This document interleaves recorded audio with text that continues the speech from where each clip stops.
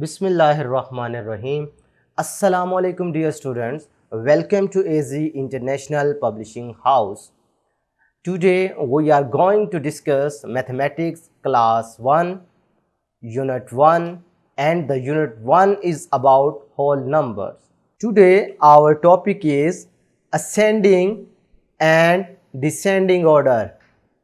Today we will learn about what is meant by ascending order and what is meant by descending order. तो ये सीखने के लिए अगर आप ये तस्वीर देखें तो एक लड़का है जो कि अपस्टेयर्स मूव कर रहा है। देख रहे हैं आप, ये यहां से स्टार्ट हुआ है और ये अपस्टेयर्स मूव कर रहा है।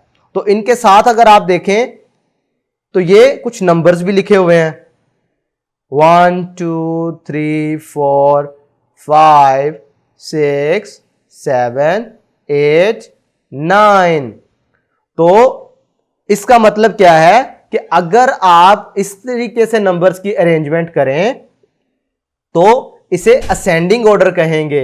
इसी तरीके से अगर डिसेंडिंग ऑर्डर का कॉन्सेप्ट देखें तो यही लड़का जब ऊपर से नीचे की तरफ यानी कि डाउनस्टेयर मूव कर रहा है तो ये क्या कहलाएगा, डिसेंडिंग ऑर्डर। तो इसमें अगर आप नंबर्स की अरेंजमेंट देखें तो 9 8 7 6 5 4 3 2 1।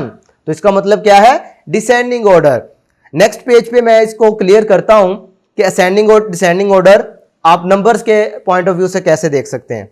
अगर आप देखें तो ये 0 से लेकर 10 तक, 0 जो है सबसे छोटा नंबर है और ये जो 9 है ये सबसे बड़ा नंबर है। जो अभी तक आपने काउंटिंग सीखी है 9 तक हमने नंबर 0 से लेकर 9 तक नंबर देखे हैं, तो उनमें से सबसे छोटे वाला नंबर जो है वो 0 है क्योंकि 0 मीन नथिंग। 1 होगा तो इसका मतलब एक ऑब्जेक्ट, 2 है तो इसका मतलब है 2 ऑब्जेक्ट, 2 ऑब्जेक्ट्स, 3 ऑब्जेक्ट्स, 4। तो जैसे जैसे आप देख रहे हैं तो नंबर बढ़ रहा है।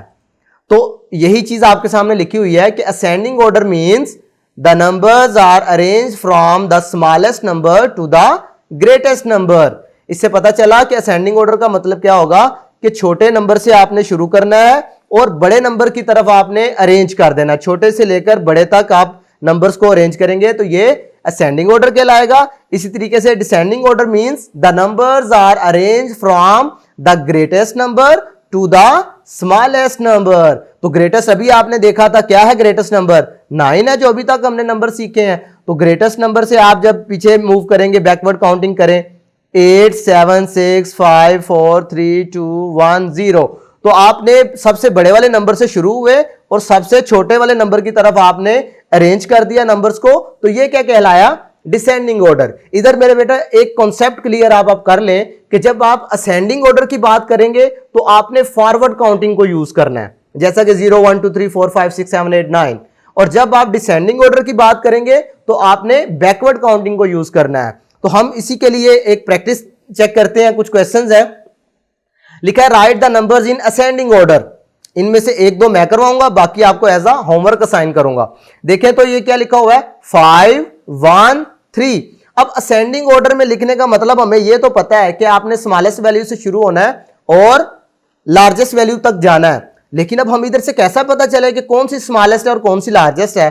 तो आपने क्या करना है, फॉरवर्ड काउंटिंग का यूज करना है। ठीक है, क्या है फॉरवर्ड काउंटिंग, 1 2 3 4 5। अभी मैं सिर्फ 5 तक लिख रहा हूं। ठीक है, अब इधर आप ऑब्जर्व करें तो जब फॉरवर्ड काउंटिंग यूज होती है तो उसमें हर आने वाला नंबर पिछले वाले नंबर से बड़ा होता है। ये आपने कॉन्सेप्ट अपने ज़हन में बिठा लेना है।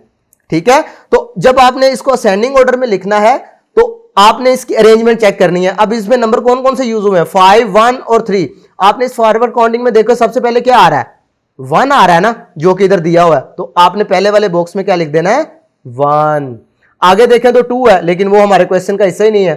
नेक्स्ट देखें तो क्या आ रहा है, 3 इस अरेंजमेंट में, तो लिहाजा यहां पर क्या लिख देंगे, 3। और लास्ट में देखेंगे तो 5 आएगा, तो ये 5। इसका मतलब है कि ये स्मॉलेस्ट था, ये ग्रेटेस्ट है। और स्मॉलेस्ट से ग्रेटेस्ट की तरफ जब आप अरेंज करते हैं नंबर को तो इसे क्या कहते हैं, असेंडिंग ऑर्डर। क्लियर है? चलें जल्दी से अब मेरे साथ ये सवाल करें।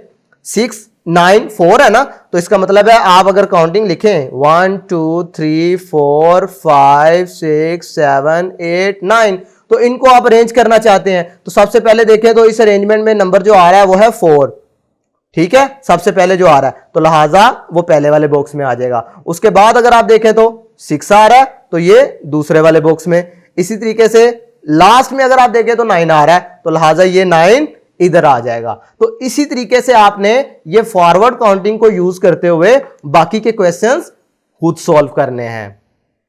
नेक्स्ट देखते हैं। नेक्स्ट वाला क्वेश्चन अगर आप पढ़ें तो लिखा है right the numbers in descending order.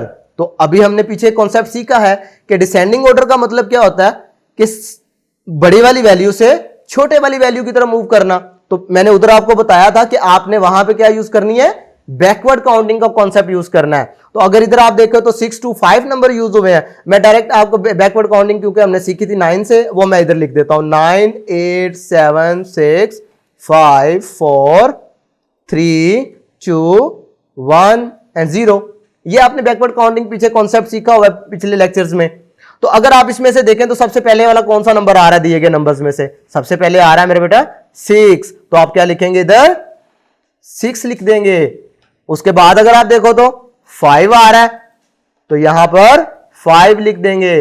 और उसके बाद कहीं जाके देखें तो 2 आता है, तो लिहाजा ये इसका मतलब ये हुआ कि ये ग्रेटेस्ट वैल्यू थी और ये स्मॉलेस्ट वैल्यू थी। तो जब ग्रेटेस्ट से स्मॉलेस्ट के तरफ आप नंबर्स को अरेंज करते हैं तो इसे क्या कहते हैं, डिसेंडिंग ऑर्डर। अब जल्दी से ये वाला मेरे साथ करें जरा। सबसे पहले अगर आप यही काउंटिंग को यूज करें, बैकवर्ड काउंटिंग को 9 8 7 6 5 4 3 2 1 0, तो इसमें सबसे पहले वाला नंबर क्या आ रहा है, जल्दी से देखें 9। तो इस बॉक्स में आप क्या लिख देंगे 9। 9 के बाद अगर आप आगे काउंट करते जाएं करते जाएं करते जाएं तो ये क्या आ रहा है 3, तो यहां पर क्या आ जाएगा 3। यानी आपने वो नंबर देखने हैं जो आपको क्वेश्चन में गिवन है, ठीक है। लास्ट में क्या है 1, तो ये लास्ट में इधर भी आ रहा है, लिहाजा इधर भी आपने वैसे ही लिख देना है।